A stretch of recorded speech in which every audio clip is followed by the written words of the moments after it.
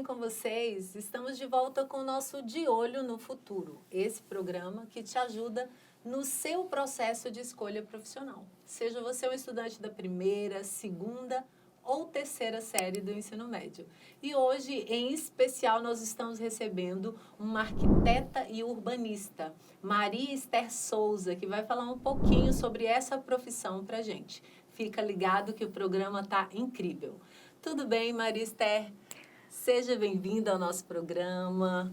Obrigada, tudo bem comigo? Obrigada pelo convite. Espero conseguir transmitir aí essas informações para o pessoal. Que legal, com certeza vai. E a gente já quer começar sabendo de você, como é que você escolheu essa profissão? Você já tinha outras profissões em mente? Como é que foi esse processo?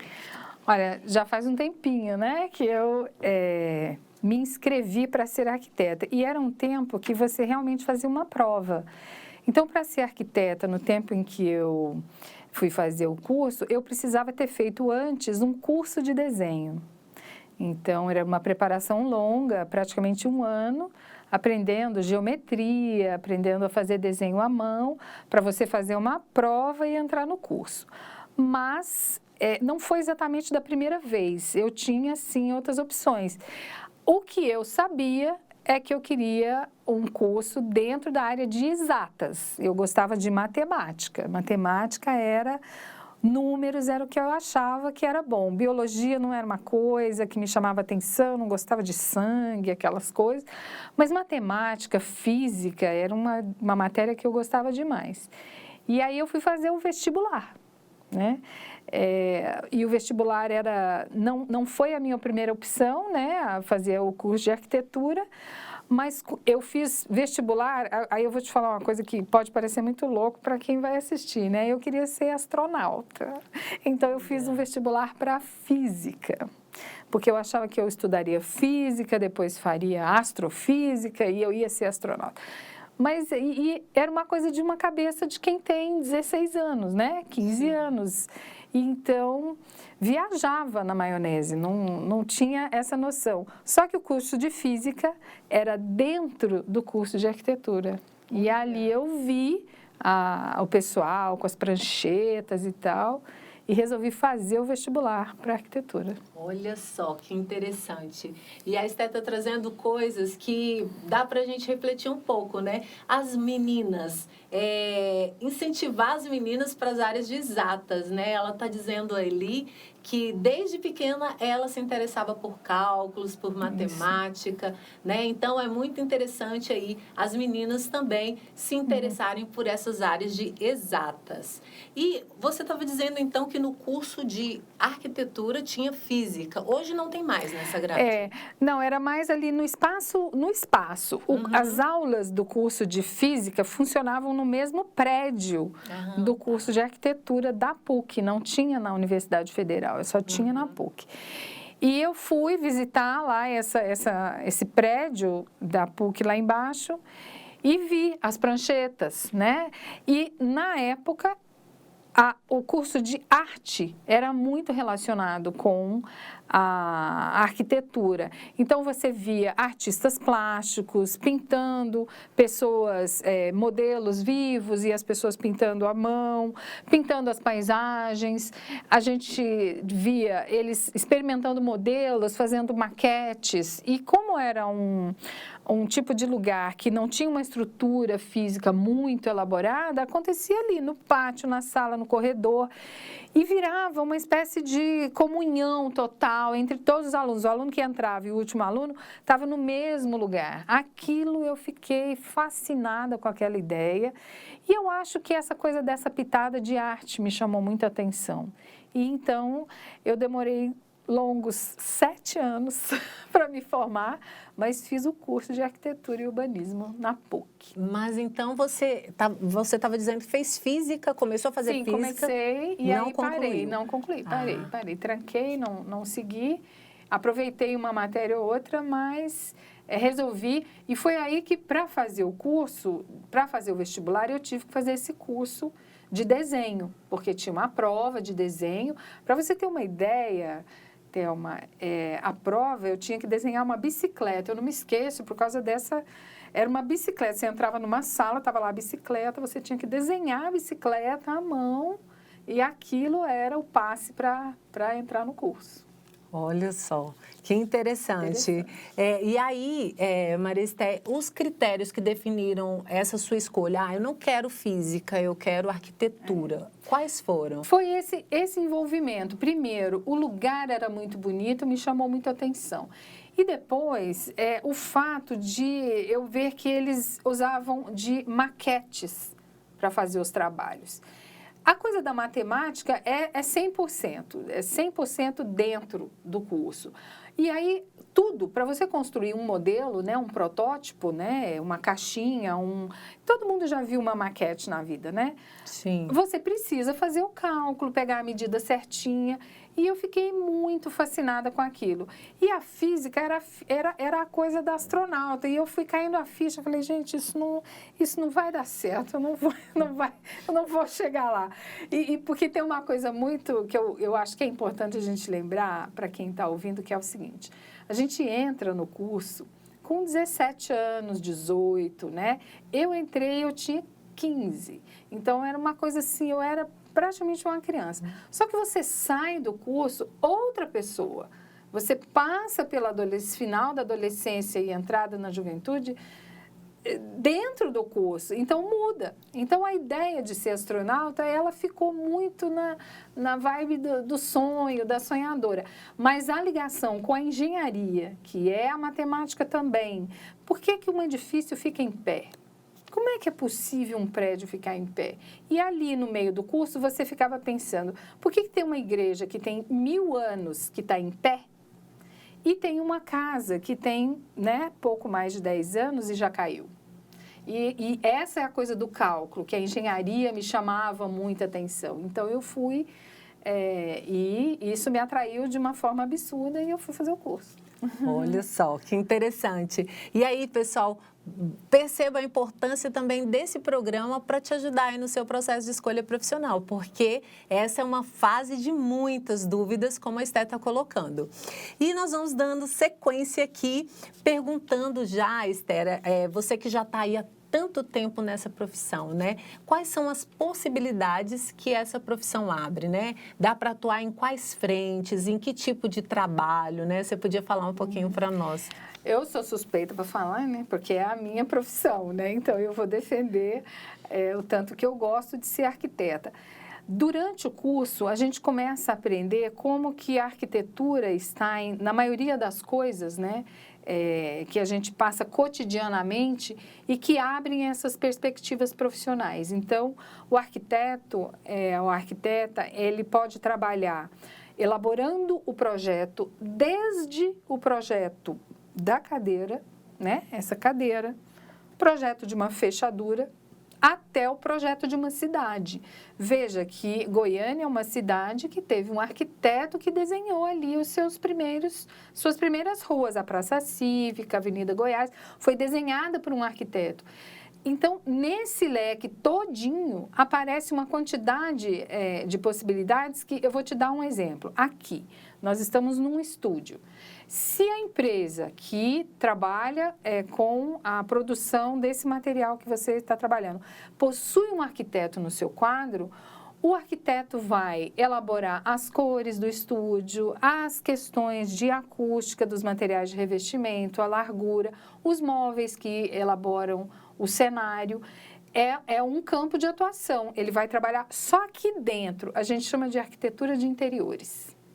Ah, mas eu não quero isso. Eu vou ser arquiteta, mas eu quero trabalhar só fazendo o projeto da casa. Então, ele vai desenhar a casa inteira, com o telhado, as portas, a parede e tudo mais.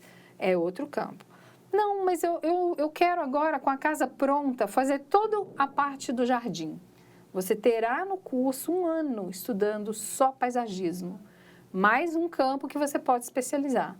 E por aí vai, eu falaria aqui umas 10 outras possibilidades até chegar na cidade, para você ter uma ideia, que é a área do planejamento urbano, que eu me especializei e que está lidando com essas questões que hoje a gente está assistindo pela televisão, que estão acontecendo com as cidades, né? Olha só, que interessante. Vocês podem ver a ampla gama de possibilidades que abre aí para quem decide pela área de arquitetura e urbanismo. Mas a Esther trouxe uma questão que é de atualidade, né, que a gente está acompanhando, a questão do Rio Grande do Sul, né? E você falou de cidades planejadas, né? A gente tem Goiânia, a gente tem Brasília e tantas outras, né? Palmas, que você inclusive participou, né, desse processo, a gente viu pelo seu currículo. E eu queria que você falasse um pouquinho sobre isso, né? Como que se chega numa situação como a que o Rio Grande do Sul está passando, como Porto Alegre está passando, né? Poderia ter sido prevenida essa situação para não chegar a esse ponto? O que poderia ter sido feito? Essa situação toda poderia não ter acontecido e em si acontecendo, não ter tido um fim tão trágico, né? Tão terrível como está sendo lá para o pessoal do Sul. Esse é o campo de atuação que, na minha profissão, a gente chama de urbanismo ou planejamento urbano. Eu diria até que o planejamento urbano é uma disciplina dentro do urbanismo. O que acontece é que o planejador, geralmente, ele não é a pessoa que toma a decisão. Quem toma a decisão é o prefeito, o vereador, o governador, o que a gente chama, o vereador até menos, mas quem está no poder que a gente chama de executivo, né? Que é o prefeito e toda a estrutura que é organizada para administrar a cidade. E, às vezes, o planejador não é ouvido. O planejador diz assim, olha, a gente não deveria construir nesse local da cidade. Mas aí o prefeito ouve outras partes da sociedade que dizem assim, não, a gente dá um jeito depois, a gente, né, organiza isso mais para lá, a gente faz um investimento. E acontece que muitas das populações que não têm condição de habitar a cidade onde ela é planejada, eles vão ocupar áreas pouco adequadas para a moradia. E aí você vai observar nessas tragédias, o que acontece é que quem paga o preço, geralmente, é quem é mais pobre. Né? Às vezes a pessoa mais rica, ela está morando num lugar seguro e nessas áreas onde a gente não recomenda que as pessoas morem, vão morar quem não pode pagar pela cidade que tem estrutura, né? Isso é da área do planejamento urbano. Que está dentro do escopo aí do arquiteto urbanista, ele se forma, você vê, são duas profissões em um curso. Eu sou arquiteta e urbanista, porque eu tenho praticamente 40% do curso falando só sobre isso, sobre a cidade. Olha só, que privilégio, né, queridos? Nós estamos aqui hoje com a Maria Esther, ela que é arquiteta, é mestre em geografia e tem doutorado também em geografia e está falando dessa questão das condições das cidades. E a gente está amando, né, essa conversa, mas caminhando já para o fim do nosso programa, mas ainda querendo saber um pouquinho mais sobre a situação dessas cidades que passam por essas enchentes. Esther, eu queria saber, nessa condição que está posta para Porto Alegre e outras cidades do Sul, o que pode ser feito a partir do que se tem agora, né, desse cenário de destruição e tudo? Como reconstruir de forma sustentável esses espaços? A primeira coisa, Thelma, que eu diria é o seguinte, a gente vai precisar mudar a forma como a gente pensa a nossa presença no planeta. É a primeira coisa, a gente tem que pegar e olhar isso com uma visão do todo. Não aconteceu isso no Rio Grande do Sul, por acaso, nem só no Rio Grande do Sul. Outros países estão vivendo esses mesmos problemas. Quer dizer que a forma como a gente habita o planeta precisa mudar.